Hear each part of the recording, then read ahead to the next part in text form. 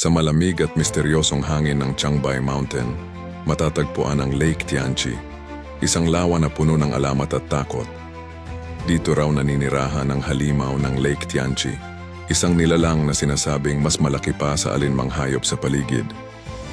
Unang naitala ang kwento noong 1903 nang may grupo ng mga ngaso ang nakakita ng dambuhalang hayop na may mahaba at makintab na katawan, malalaking palikpik at hugis ulo ng dragon.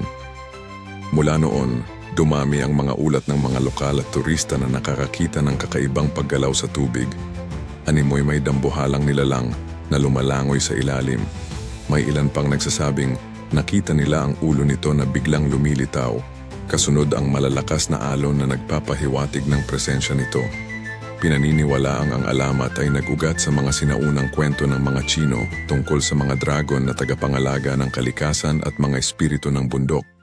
May paniwala ang ilan na posibleng tunay itong nilalang na maaaring isang uri ng prehistoric na hayop na nakaligtas sa paglipas ng panahon o kaya'y isang kakaibang nilalang na hindi pa natutuklasan ng agham. Hanggang ngayon, nananatili itong palaisipan at kinatatakutan na patuloy na nagbibigay buhay sa mga kwento at paniniwala ng mga tao sa paligid ng Lake Tianchi.